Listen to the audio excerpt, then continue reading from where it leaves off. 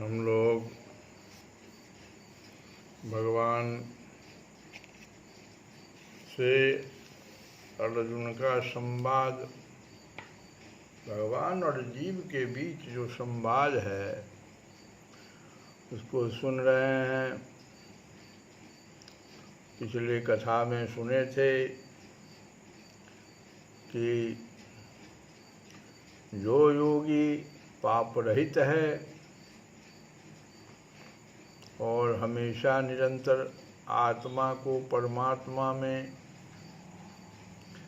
लगाता हुआ सुखपूर्वक परम ब्रह्म परमात्मा की प्राप्ति रूप अनंत आनंद का अनुभव करता है,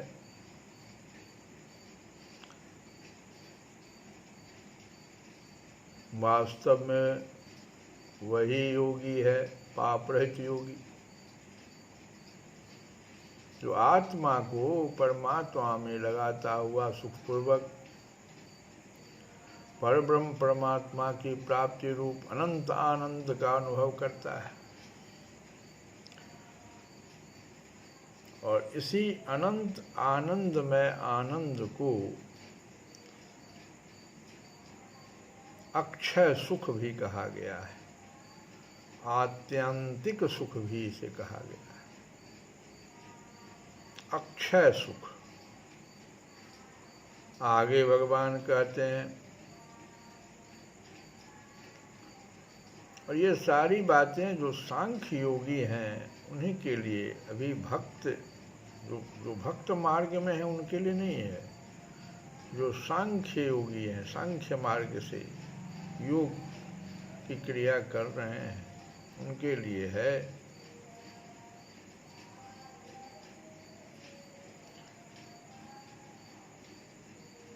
सर्वभूतस्थं आत्मानं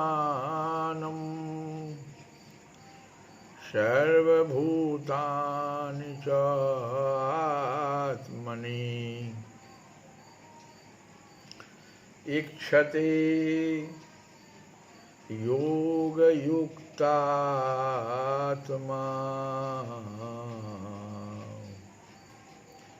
सर्वत्र समदर्शनः।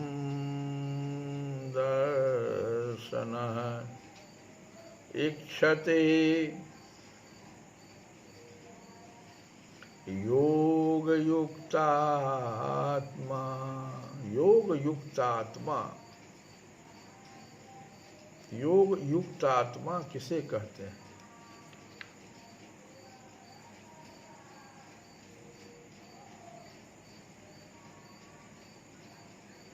सच्चिदानंद निर्गुण निराकार ब्रह्म में जिसकी अभिन्न भाव से स्थिति हो गई। सच्चिदानंद निर्गुण निराकार ब्रह्म, निर्गुण निराकार, साकार नहीं, निर्गुण निराकार ब्रह्म में जो सच्चिदानंद हैं अभिन्न भाव से वो जुट गया एक दूसरे से, योग युक्त आत्मा।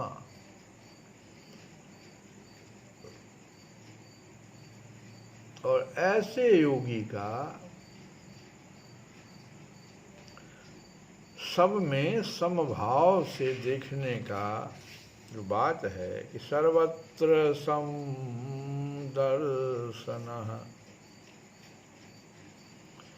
सर्वव्यापी अनंत चेतन में एक ही भाव से स्थित रूप योग से युक्त आत्मा वाला तथा सब में समभाव से देखने वाला योगी आत्मा को संपूर्ण भूतों में स्थित और संपूर्ण भूतों को आत्मा में कल्पित देखता है। ऐसे जो योगी हैं, जो योग युक्त आत्मा को प्राप्त कर गए हैं, वे संपूर्ण भूतों में आत्मा को ही संपूर्ण भूतों में देखते हैं। जितने भी जीव हैं, चराचर जीव हो, जड़ हो, चेतन हो, सब में आत्मा को संपूर्ण भूतों में स्थित देखते हैं।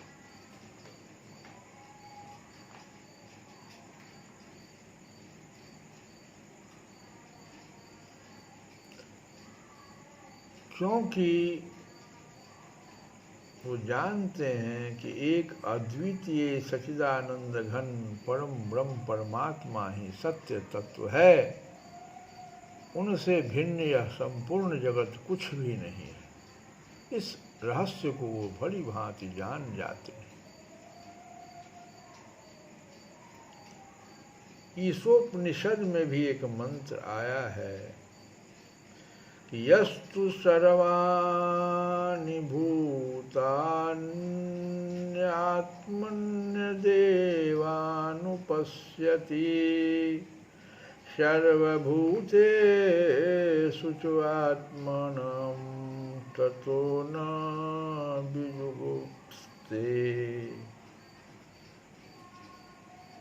ततो न विजुगुप्सते। परंतु जो सब प्राणियों को आत्मा में और सब प्राणियों में आत्मा को ही देखता है, वह फिर किसी से घृणा नहीं करता। ये ईशोपनिषद का मंत्र, छठा मंत्र है। विजुगुप्सते माने होता घृणा नहीं करता है। ततो न विजुगुप्सते।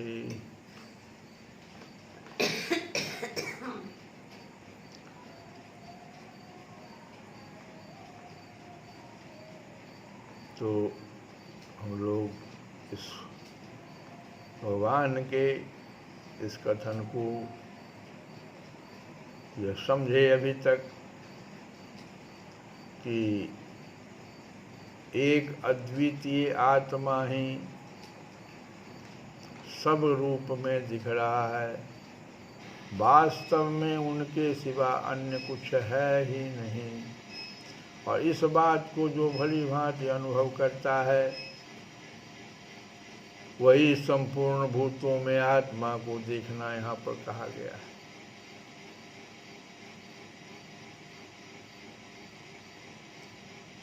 हम लोग विनय पत्रिका से ही एक भजन तुलसी बाबा का कि मेरो मन हरिजू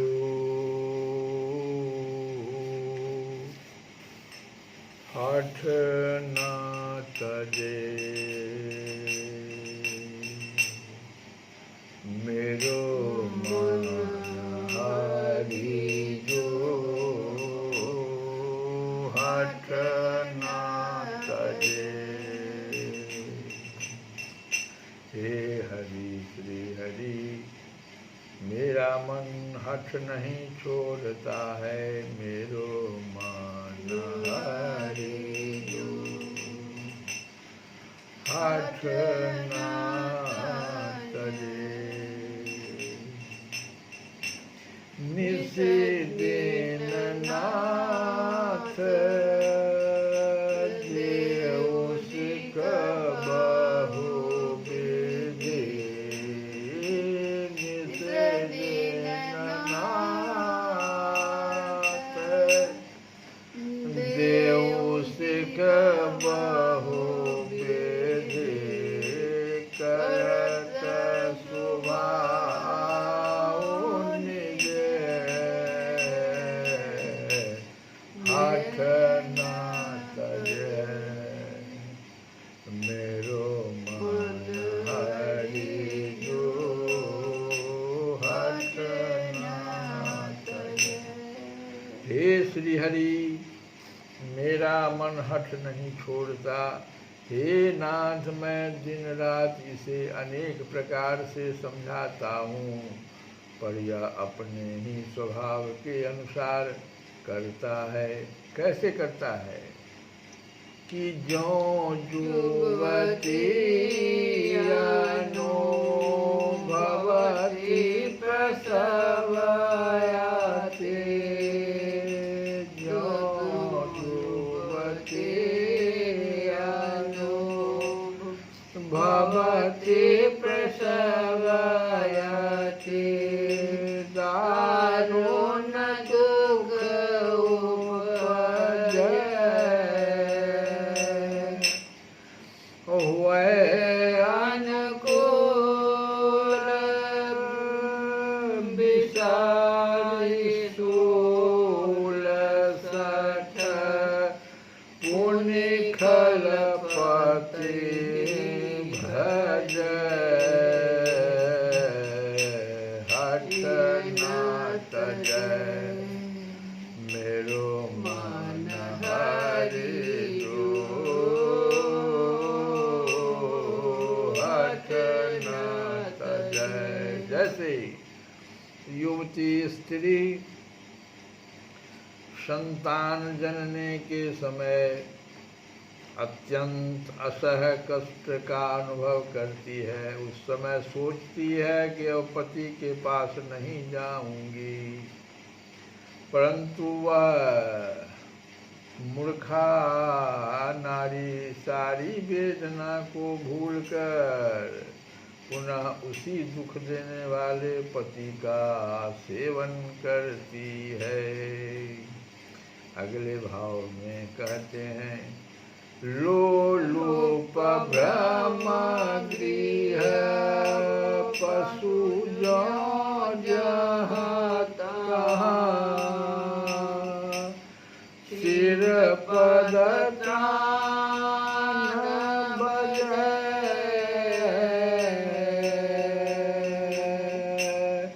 तदपि अधमा विचरत ही मारग कबहु न मूढ़ल हट न तजय मेरो मन हरि जो हट न तजय। कहते हैं कि जैसे लालची कुत्ता जहाँ जाता है वहीं उसके सिर जूते पड़ते हैं, तो भी वह नीच फिर उसी रास्ते भटकता है। मूर्ख को जरा भी लज्जा नहीं आती। और आगे कहते हैं, होहार्यों करी जतना विविध विधि अतिशय प्रबल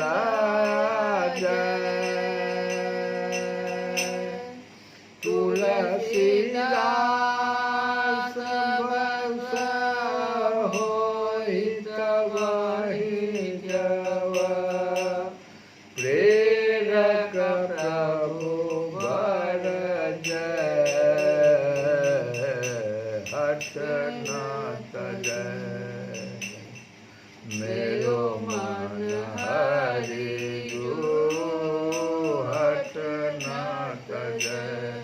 ऐसी ही दशा मेरे इस मन की है। तुलसी बाबा कहते हैं कि विषयों में कष्ट पाने पर भी यह उन्हीं की ओर दौड़ा जाता है। मैं नाना प्रकार के उपाय करते करते थक गया, परंतु यह मन अत्यंत बलवान और अजेय है। हे तुलसीदास, यह तो तभी बस हो सकता है जबकि प्रेरणा करने वाले भगवान स्वयं ही इसे रोके। श्री कृष्ण गोविंद हरे मुरारे हे नाथ ना